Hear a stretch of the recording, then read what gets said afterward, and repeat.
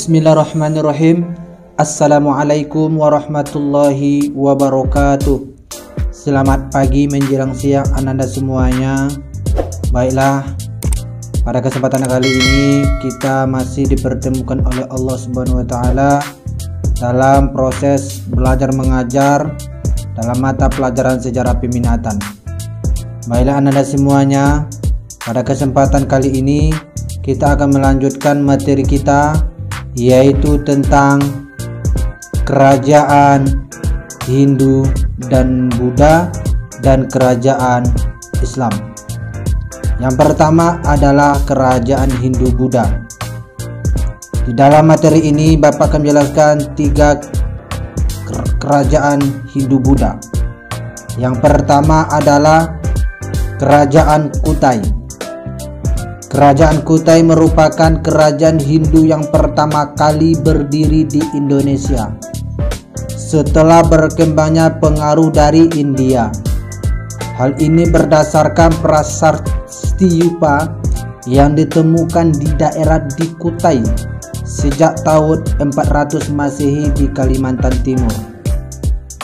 Kemudian Anda semuanya, silsilah keluarga kerajaan Kutai. Maksudnya adalah keturunan dari kerajaan Kutai itu yang pertama Kudungga, yang kedua Asmawarman, yang ketiga Mulawarman. Maksud dari ini adalah Kudungga adalah pendiri pertama sekaligus raja pertama, kemudian anaknya Asmawarman sebagai raja pelanjut dari ayahnya, kemudian Mulawarman adalah anak dari Asmawarman, berarti adalah cucu dari Kudungga. Baik Anda semuanya, Bapak akan masuk ke pertanyaan pertama. Jelaskan peperangan apa saja yang terjadi pada masa kerajaan Kutai. Masuk kepada kerajaan Tarumanegara. Tarumanegara atau kerajaan Taruma adalah sebuah kerajaan yang pernah berkuasa di wilayah barat Pulau Jawa pada abad ke-4 hingga abad ke-7 Masehi. Taruma merupakan salah satu kerajaan tertua di Nusantara yang meninggalkan catatan sejarah. Dalam catatan sejarah dan peninggalan artefak di sekitar lokasi kerajaan, terlihat bahwa pada saat itu kerajaan Taruma adalah kerajaan Hindu beralir Wisnu. Dan Anda semuanya, sumber sejarah Tarumanegara. Ada 6 prasasti Purnawarman. Yang pertama prasasti Ciauruteun, kemudian prasasti Muara Cianten, kemudian prasasti Kebun Kopi, kemudian prasasti Jambu Pasir Kolengkaki, kelima prasasti Cidangkiang, yang keenam prasasti Tugu. Baik Nanda, kita masuk ke tugas 2. Jelaskan dari masing-masing prasasti tersebut. Lanjut kita ke kerajaan Sriwijaya. Pada mulanya letak Sriwijaya tidak di Palembang, melainkan di Muara Takus atau Minangatamuan, yaitu daerah pertemuan antara Sungai Kampar kanan dan Kampar kiri. Pendapat ini diperkuat dengan pendapat Itsing yang mengatakan bahwa daerah Sriwijaya dilalui garis khatulistiwa. Daerah ini maksud adalah pertemuan antara Sungai Kampar kanan dan Kampar kiri atau Muara Takus. Baru setelah berhasil meluaskan wilayah ibu kota, Sriwijaya pindah ke Palembang. Kemudian Anda semuanya, sumber sejarah dari kerajaan Sriwijaya.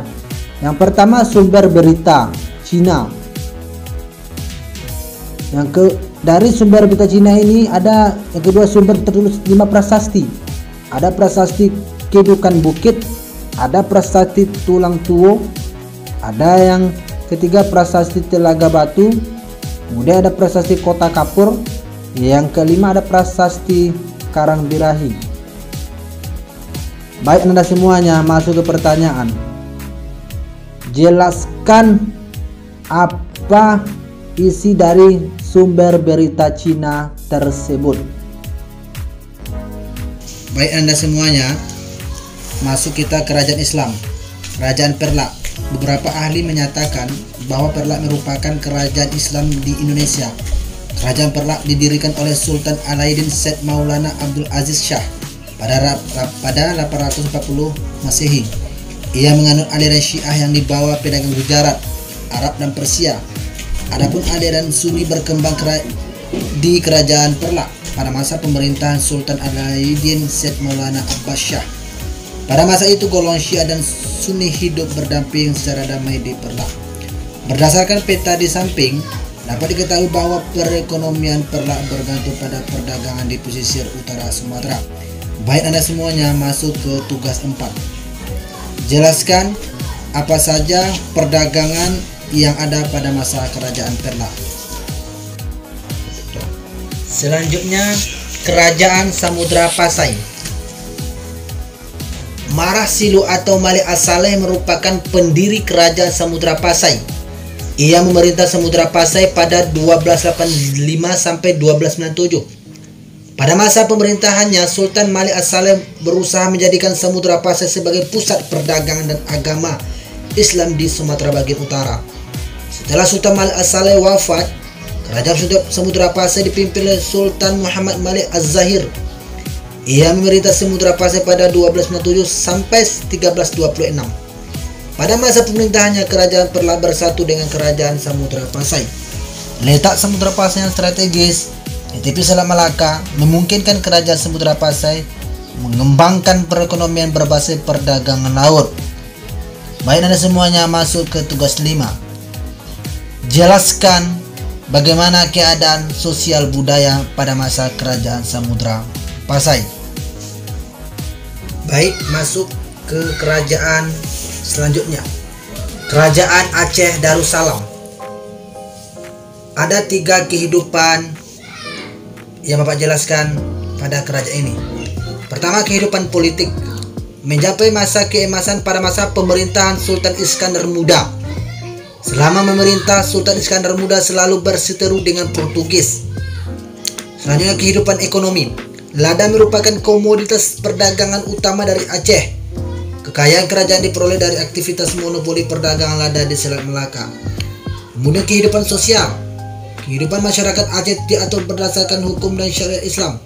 Masyarakat Aceh dibagi menjadi 2 golongan, yaitu golongan bangsawan bergelar Teuku dan golongan ulama bergelar Tengku. Baiklah, masuk ke tugas 6. Jelaskan peperangan apa yang terjadi pada masa Kerajaan Aceh dengan Portugis. Baik Anda semuanya, mungkin itulah penjelasan materi kita hari ini. Semoga Anda bisa memahaminya dan dapat mengerjakan semua tugas-tugas yang telah Bapak berikan. Dan mohon maaf jika ada kesalahan dalam penyampaian. Bapak akhiri, Assalamualaikum warahmatullahi wabarakatuh.